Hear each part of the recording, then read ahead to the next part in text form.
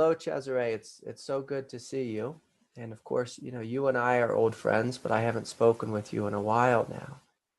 And about a year or so ago, I had a number of healing sessions with you, and they were very beautiful. And I was almost wondering what went on, how you were trained in this and how you developed this gift. And so I thought you might share a little bit about some of the healing work and the counseling work that you do, uh, when you show up as a guide, because I found it so very helpful for me. Yeah, I was fortunate enough to have the same teacher as you, who's very open in a lot of different realms. And so I feel like it's the same energy and the same openness to all the different realms coming through that that works for me and through me as I'm with people. Yeah, it's quite beautiful, and I've met with a number of different healers and body workers. I mean, I even owned a small holistic health center, and what I found so unique was, and I've been to many great healers and therapists and counselors, but what I felt you offered was something radically unique, and each time was different, and it felt so special and so intuitive.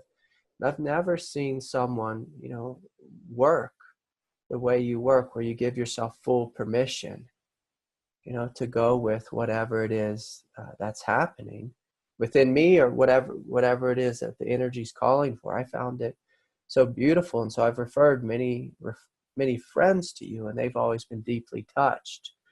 And it's not like it doesn't seem like your work has a specific name, or does it?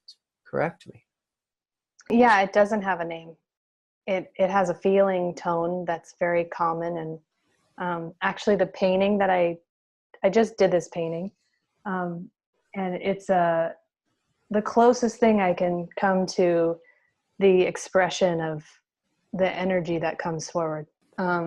Yeah, my experience, and that painting, I can feel that it's almost like if that painting could envelop and embrace me, that would be the experience of it. Yeah. You just seem like one of these individuals who, it's almost like you operate more on the level of having a gift than, being trained in Hakomi or Right. whatever it is. It seems like there's something greater. Yeah. Yeah. And the heart just knows what to do. It really does. It feels like this, relational redemption of just being able to be with another person and not have to be somebody else than who you are. Feels like something that everybody's longing for. And that feels like you can always deepen in that muscle, but it feels like that's what I want to help people come further into. Yeah. So, Yeah, that's beautifully put. Yeah, and so what would someone expect if they showed up at your office? I mean, do they tell you they want to have a Hakomi treatment or body work, or do they simply just come in and not know anything of what they're going to experience? I mean, that's how I met with you. I yeah. wasn't sure what I was going to receive, Yeah. and it was very intuitive, but I felt like it was almost like you were in charge. But do you let people decide, or do you just choose in an intuitive way, or how exactly do you discern what's correct for each individual? Well, I do a lot of online work. And so that means that I have to kind of assess, like, people just kind of come and they're just like, hi. And then they share, anything from midlife crisis to I want a boyfriend or whatever. And I kind of try to immediately take whatever they're offering and narrow it down to what they really want. Like, what's the actual truth of what they want underneath it all. Yes. And then I work from there. So, something that's, more superficial maybe, but still heartfelt for them, can start kind of refining itself to a more deeper kind of value in their hearts. And so some people have done a lot of spiritual work, and I work with them doing, deep, very relational, slowed down, really allowing everything to unfold permission for pain and difficult emotions to come through. And other people are more new to things like relaxing, meditation, moving, and relaxing, like being themselves. So I'm a little bit different with them. People. Yeah, and that's, when you were doing some of that body work on me, whenever that was, last year or the year before, it almost felt like there was like an angelic presence that came down into the room. Mm-hmm. It was just holding me and, loving me and literally healing me from the inside out. And, I think you were moving your hands around, different parts of my body, but I wasn't even exactly sure what it was. But there was something radically profound that was happening in your presence. And it even, like I said, it felt like angelic, like this presence moved through you. And so, like, are you one of these individuals who talks to angels and does that whole kind of thing, or has some channel that moves through you, or are you just open and just whatever energy it is, uh, flows through you? Because, you've never really gotten Yeah. too new agey with me, with your vocabulary, or Right. by telling me what's actually happening. Yeah. So, I've been really influenced by non-duality. So I try to keep it very simple, and I myself rest in being and just be with people. And a lot of sensation is running through my body. So I'm feeling to be moved in different places. I'm feeling a lot of grace. Sometimes flows come through. And I can also really sense the presence of beings in the room that are also helping me. But I don't focus on the language because I feel like people get really distracted in that sometimes. So I might not mention it. But yeah, I do feel great beings that are present. Yeah, that's really beautiful.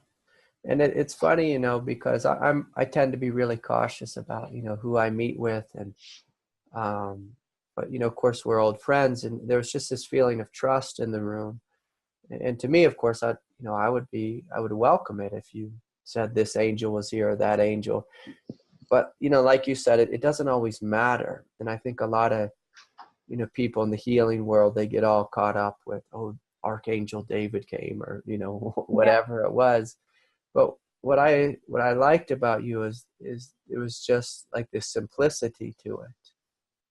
Yeah. Simplicity, but it came with such a profound presence, Yeah. that I was really touched by it. And Yeah. so, you studied in all these different schools, Mm-hmm. but I don't think any of the schools that you described, like cranial sacral or massage or Reiki, really speak about, the work that you do.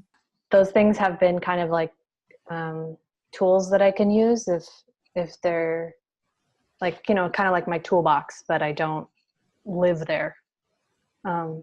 This grace is really, really forward. And I remember when it started, I was in meditation, and this very particular pink kind of grace like descended into my heart.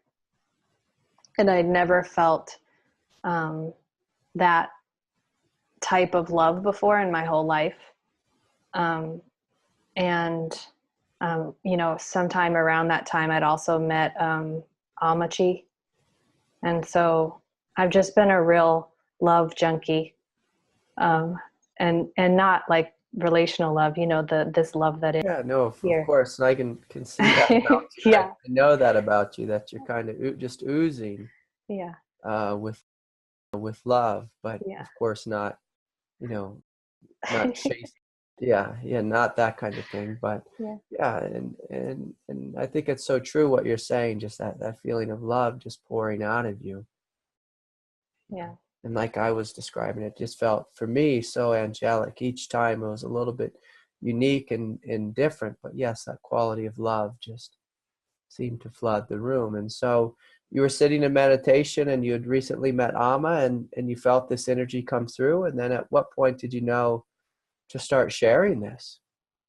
it would start to break open from the modality that I was using, and all this light would come, and I literally fainted more than once working on someone, because it just blacked completely out, and I would just casually move to my knees as I fainted and keep my hands on the person. They wouldn't know, and I would just like kind of conk out just like for a second and then come back. And it was usually correlated with somebody who really needed some massive support, like some. So help me understand that. Were you feeling their pain, or was it that No, some greater level of grace was coming in through you? this beautiful high frequency noise would descend, and just total peace would take over my whole body. And it was almost like my body was learning how to hold the charge that was like that. And now it feels like that charge is here all the time when I work, and I don't need to pass out anymore. Yeah, that's good. It's probably helped that you've spent so many years in meditation and have had such a powerful teacher as well. Yeah, definitely. So. Yeah, and so say I wanted to do a personal retreat with you. Oh boy. What would that look like? It depends on the person completely, with where they're at in their unfolding and awakening and unraveling. And I oftentimes just start with a schedule of something similar to a retreat, just something that's a structure that they can relax into. So we'll have some guided meditation, some healing on the table, some movement if they're comfortable or want to learn that and that feels alive for them. And If by that feels movement, interesting. you mean dance, or what do you mean? It's conscious movement. So it's more like from the inside out rather than the outside in. So in a dance setting, you might like dance because it's cool, or like because you're trying to get the rhythm, like you're kind of pulling from the outside, or you're dancing with somebody. It's more from the inside out, where you just let this, the body lead. So the body leads your experience without the mind's interpretations or help. And that's kind of difficult. And it really helps people get into their bodies and let go. And especially people who had conditioning around dance, which is really common. This is like super potent for them to like kind of get out of that really kind of, you're not allowed to be yourself in your body conditioning.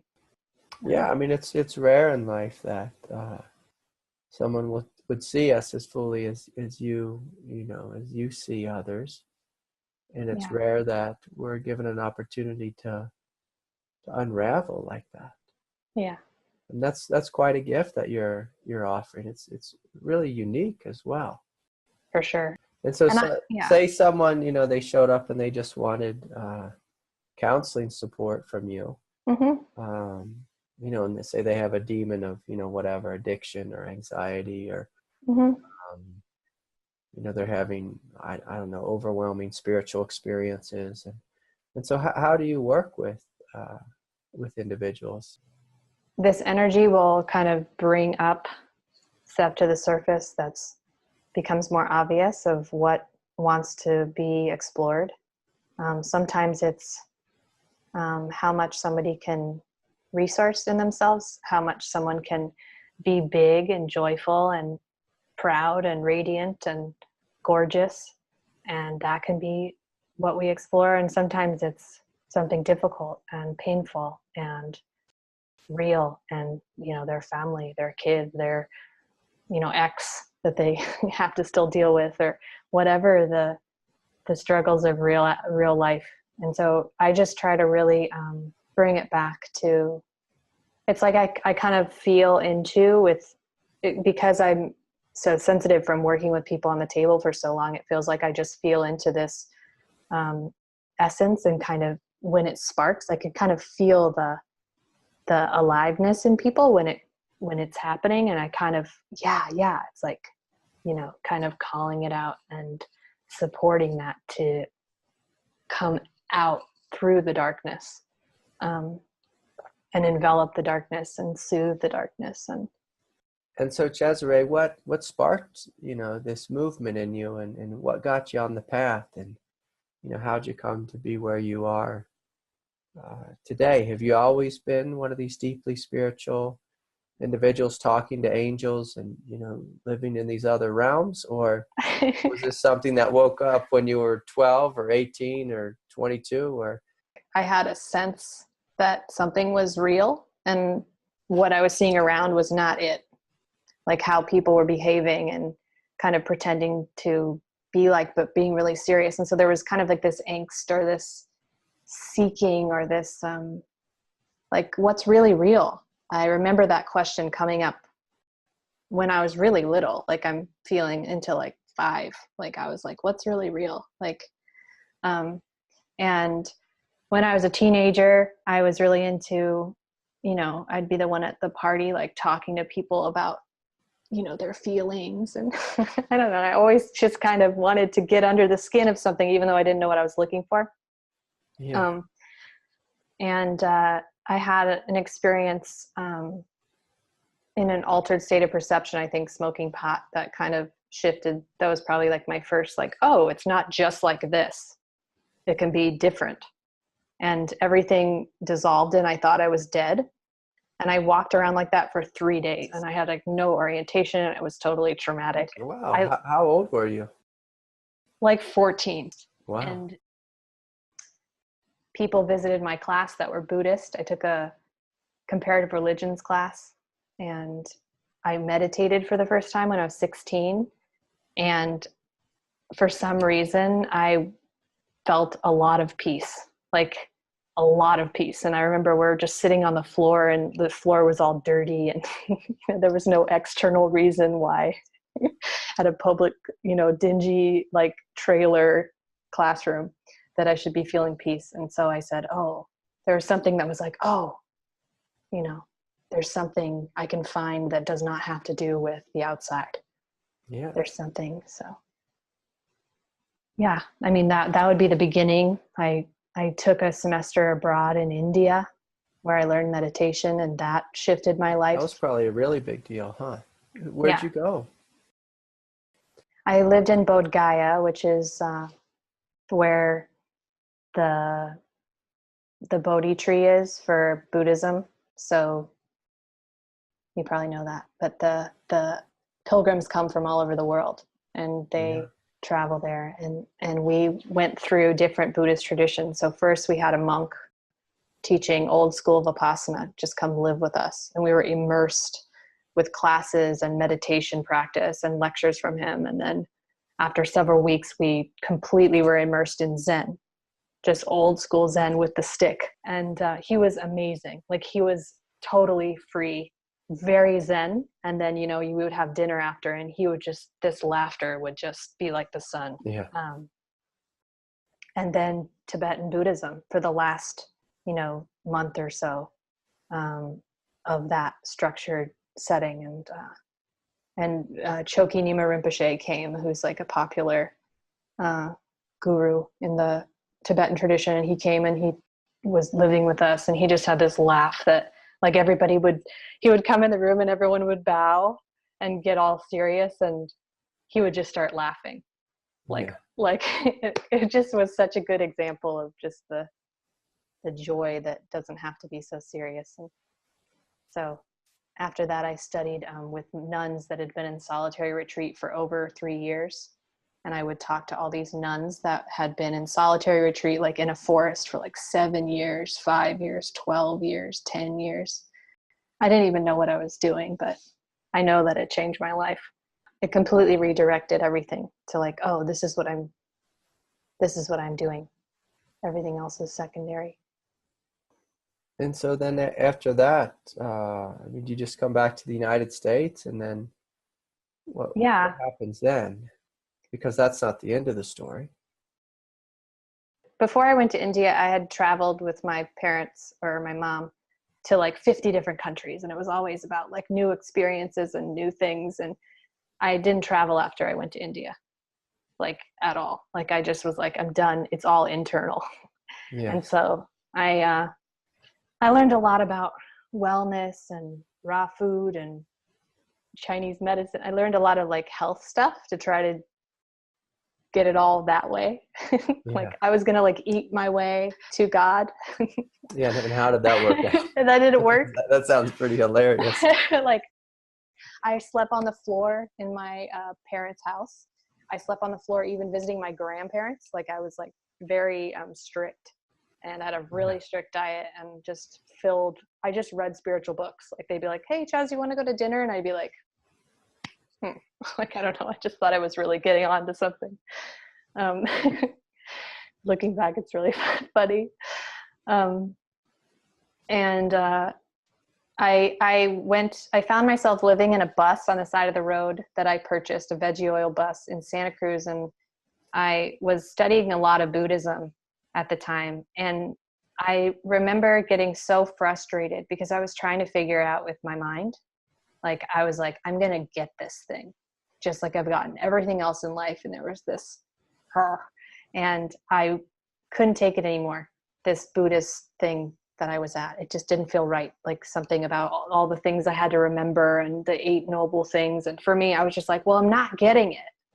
And I left the class and I went to John Burney, and I went to 3 satsangs with John Burney, and I had a profound awakening where self dissolved and John and I were just resting and being in this, I want to say together, even though it was just this one recognizing itself. And that shifted kind of that kind of like was like finally, like it was like my whole body was like, oh, okay. That was the truest thing I'd ever seen. And it definitely was like, okay, now we're on to something. Yeah. And just like being with that, just talking about it brings even deeper recognition of that right Yeah. now. I mean, you were really fortunate, to be able to have all these experiences and then to discover John. I mean, I have great respect for John. I've found him a really incredible teacher as well in my life. Yeah. And so did you stay with John for a long time or just go to those 3 satsangs or?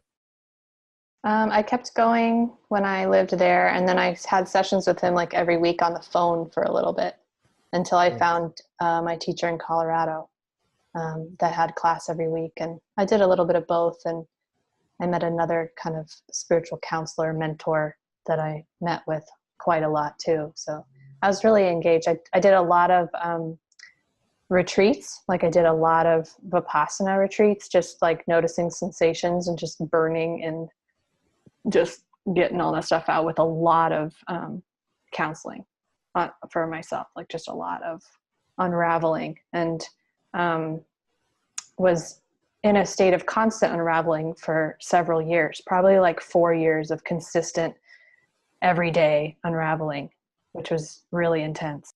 And I met Jeannie Zandy at that point, who really understood the ground of suffering that can turn into this love. And it was just amazing when I met her. I remember being in the back of the retreat and I just cried the whole retreat. Like I didn't even barely need to talk to her. It was like I just found my sister. Like I was like, thank you. Like somebody gets this amount of suffering where I want to peel my skin off. So that was intense. Yeah, so the real experience of suffering, Yeah. internal suffering and physical pain. And, I always find that, it's a wonderful thing when you work with someone and they know, the extent of pain, the possibility of suffering, the intensity of it, and that they're not just, talking about, say a prayer and it disappears. Yeah. I tend to have a lot more respect for, a teacher, a guide, a healer, a counselor, whoever it is, when they've actually been through it. Yeah. And Yeah, it's really real. you can feel it in their presence, like they know pain. Yeah. Yeah. And I loved that I could be met from that place. And so that's what I try to do for others. I try not to pop them out of their experience and try to make, give them a flower or something. And also just like the importance of not hammering too hard in those places, like just revisiting them like very gently. Yeah. And Like respecting the body. Is that what you're speaking about? yeah, like In the not always process? having to process to get somewhere. It's like to really resource in being and Yeah. rest, and allow those darker places just to come into that rest, versus the other way around that I had a habit of doing, was doing that backwards. Yeah, and that's beautifully put, because I think a lot of people make that mistake. Yeah, You know, it's really they're common. trying to force healing, or Right. have that sense of, I'm going to do this, or I'm going to heal, or Right. we're just going to keep trying to fix ourselves, Yeah. instead of like what you were describing, Yeah. inviting these two worlds together. Right. Yeah, well, thanks for sharing your journey with me. I Yeah. all these Now things you know. about you. So now I know, and hopefully others will know, and be gifted with your work. I mean, I can't. I speak about you so highly, because it is such a gift that you have, and I've been so touched by it. And so I just want to thank you for the good work that you've done, and that you're doing and will continue to do. That's Thanks. good. Yeah, of Great. course. No, it's so good to spend this time with you. Yay. I wish I could hug you through the screen. So we did it, Chesaray. Did I do a good Yeah. job? Yeah, you Okay, did. good.